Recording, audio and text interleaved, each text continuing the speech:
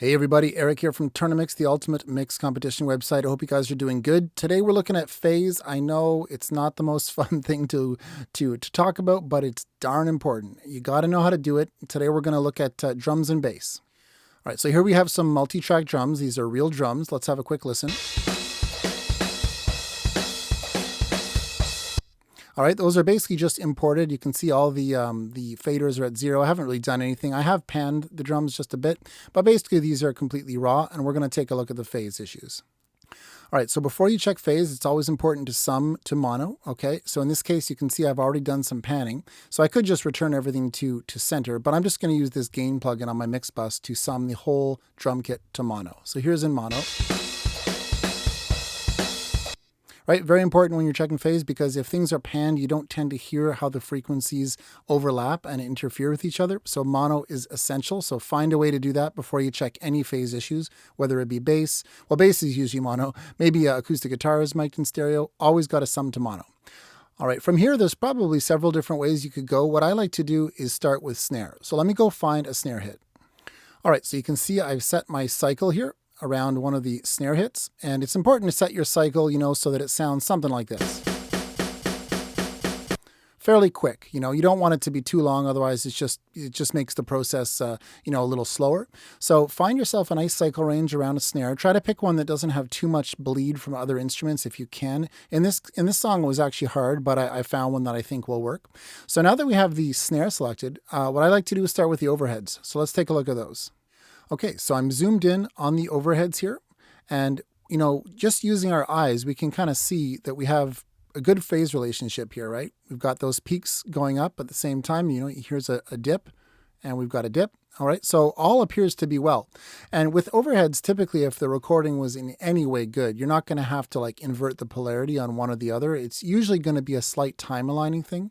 But what we want to see is these peaks here being really, really as close to in time as possible with each other. And we can see here, it is small, but if we go to the very start of the waveform here, you can see there is a subtle timing issue. Let me just zoom in a little more. Okay. Now, is this going to matter? Well, how much distance are we talking about here? I'm just going to create a region. By the way, if you're in Logic and you know a quicker way to find out how many samples a region is, let me know. This is the only way I've been able to figure it out. This is showing me that this region here is 10 samples. All right. So let's see if that actually makes a difference. If we were to delay, let me just undo the region there. If we were to delay this overhead by 10 samples, would it help? Let's check it out. All right, so I've pulled up a sample delay on the left overhead. Let's just set it to 10 samples here. All right, and let me turn it off for a second. Let me just play it without it, and I'll bring it in. Let's hear if we can hear the difference.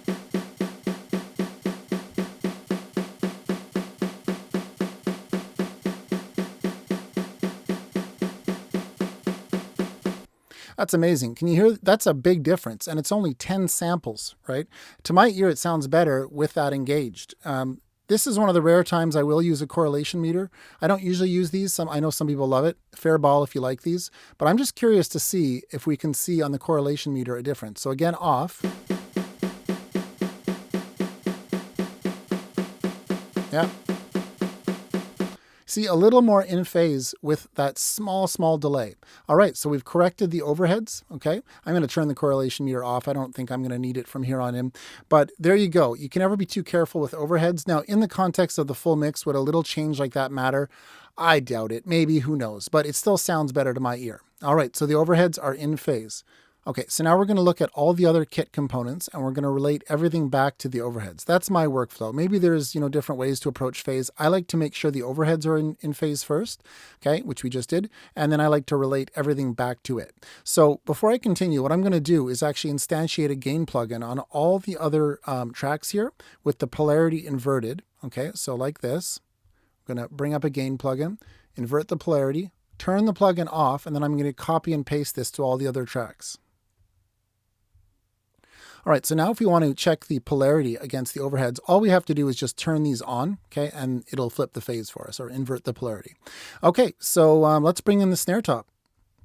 Okay, so I've brought the snare top up here. So now we're comparing this to the overheads, and let's take a look what happens here.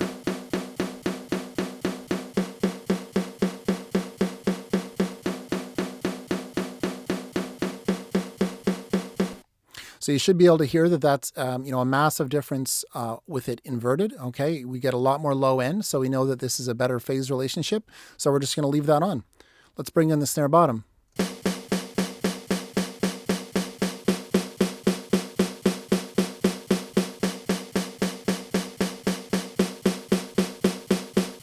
Right, again, we get more low end. It sounds more full. So if I were to mute both of these,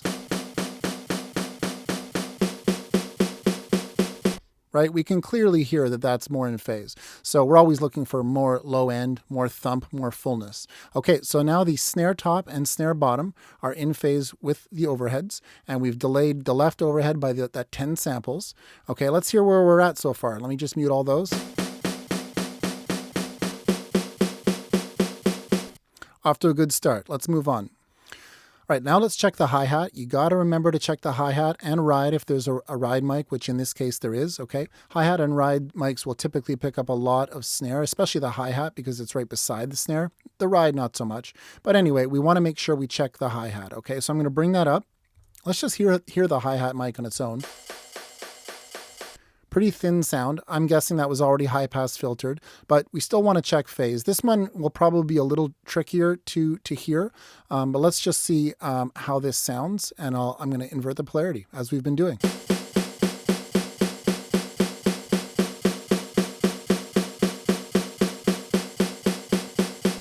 Yeah, this one's much harder to hear. I'm actually going to boost the volume of the hi-hat just to make sure we have enough of its signal to be heard. By the way, that's an important tip. If you've already balanced out your tracks here, let's say you had the hi-hat way down, which it typically would be, when you go to check phase, you have to make sure you have enough volume coming from it. Otherwise, you won't really hear the problem, right? If it's way down here, it's too quiet to be heard. So temporarily, because we have both overheads and both snares going, I'm going to pull the volume up by 6 dB. Let's see if we can hear a difference again.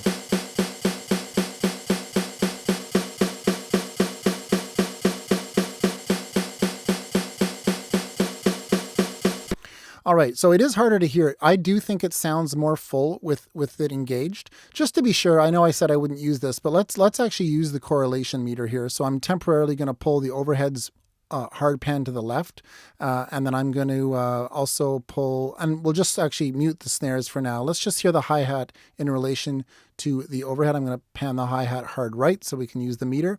Let's see what it's telling us.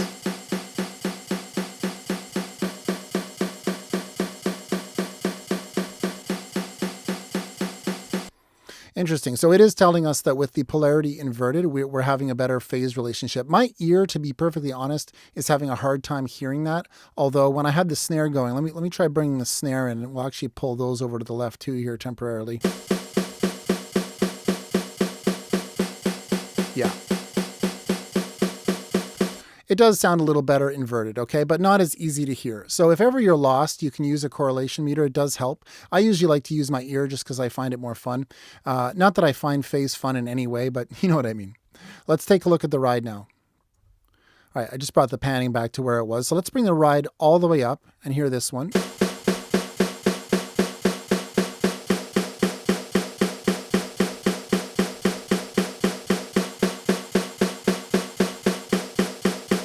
Yeah, that one you can clearly hear when the polarity is inverted. You get much more fullness. Okay, so yeah, so far we've actually inverted every single track that we've checked. So in this particular example, we could have probably just inverted the overheads, okay, but I didn't know that when I started. This is how I would normally work, and it doesn't always work out this way. But so far, everything has been out of phase with the overheads. All right, so let's move on. At this point, we've done everything that involves the snare, okay? What's left to check is the kicks. Actually, there's 3 kick mics in this case, and the 2 toms. All right, let me just go quickly do the toms. All right, so here's a rack tom, so we're going to have to create a new cycle range here, okay? And what we want to do now is probably bring down everything but the overheads, okay? We don't need to check the tom against anything else other than the overheads. So let's turn, where is it here? I've lost it. There it is. Okay, let's, and bring down the ride. Let's just listen to this tom with the overheads with this plugin on and off.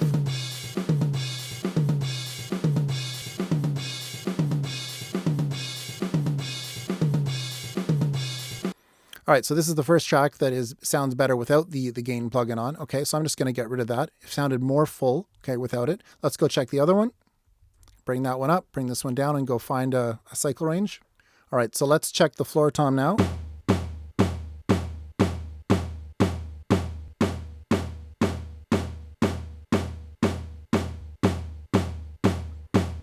Yeah, it has more low end with it not engaged, so we're just going to get rid of that.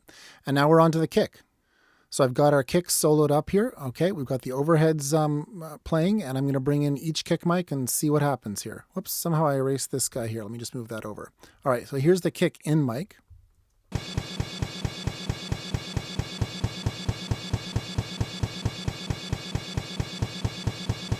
Right, huge difference. We don't need a correlation meter there. We can clearly hear the extra thump. Sorry about that cymbal bleed. I could not find a kick that was nicely isolated. Let's bring in the next mic.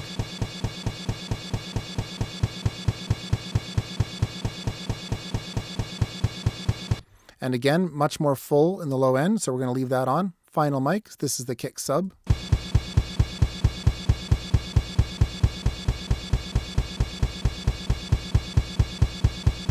So as you can hear, the kick sub mic sounds better with the gain plugin off.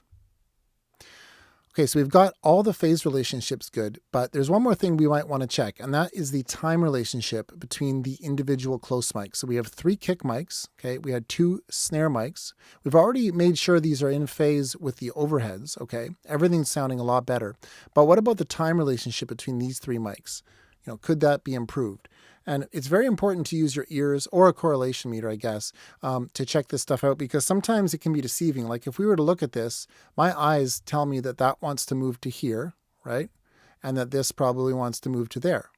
But let's see if that actually helps. All right, so I have 2 sample delays set up now that are going to delay the timing of these, the kick in and the kick out, okay? So that it kind of visually, it would end up sort of doing this. Okay, but I've just used plugins instead, so I can quickly A/B them. And in theory, this should make things sound better. So I've got the 3 kick mics soloed up here. Let's see if these sample delays help.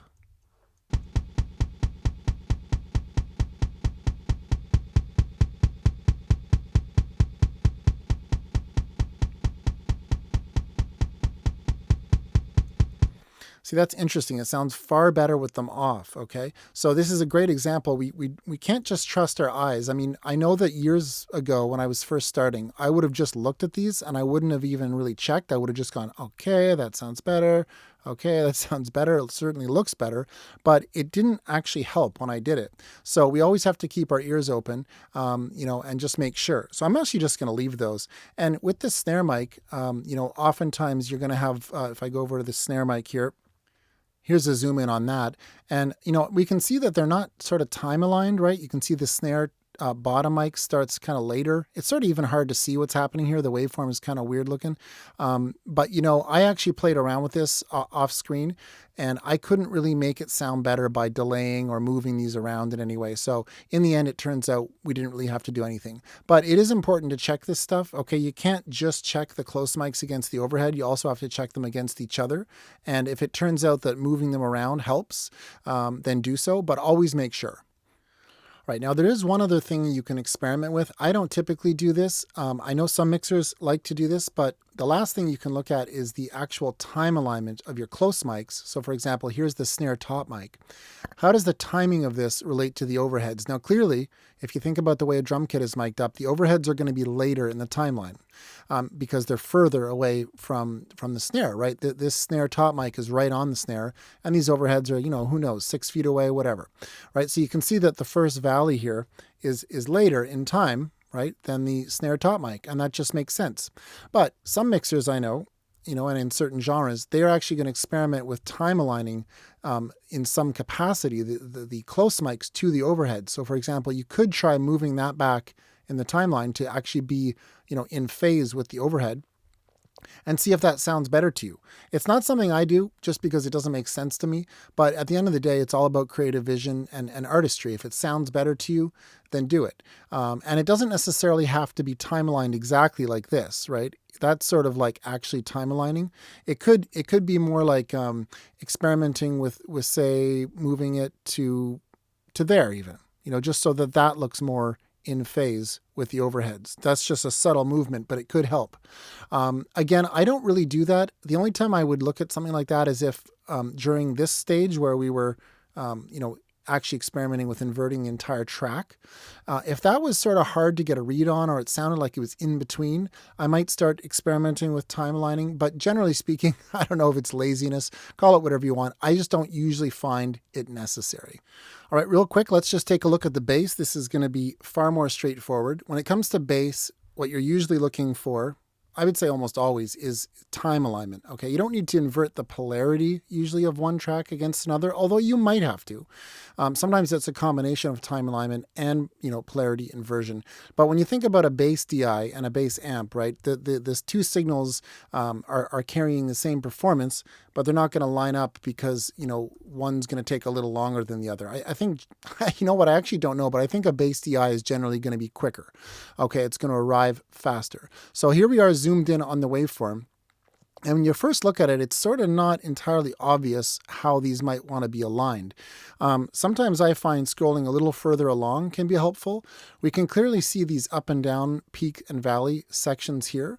And when you just kind of use your eyes, to be honest, that's how I would do it. This clearly wants to line up like this so that we have, this type of relationship here. Okay, downs, ups, we're good. That should make a big difference. Sometimes if you start at the start of the waveform, you can't always see it. It really just depends on the bass take. Okay, but I'm going to go figure out that difference. Then we'll use the sample delay to compare them. All right, so I found that the difference between these two tracks here is about 164 samples. Okay, so let's just have a quick listen to that and see what a profound difference it makes. So we're going to start off, and then we'll bring it in.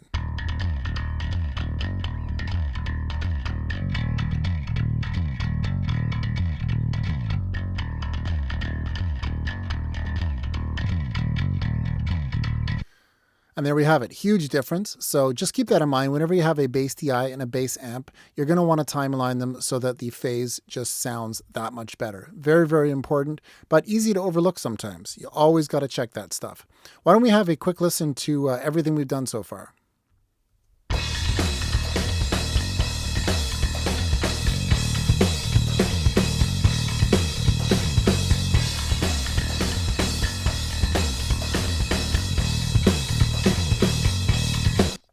So there you go. Huge change. Obviously, it made everything sound like twice as loud just because all those frequencies aren't competing with each other anymore. They're working together. So I hope that gives you a bit of a framework and a few ideas for how to check phase. Not the most fun aspect of mixing, but arguably one of the most important. We'll see you soon.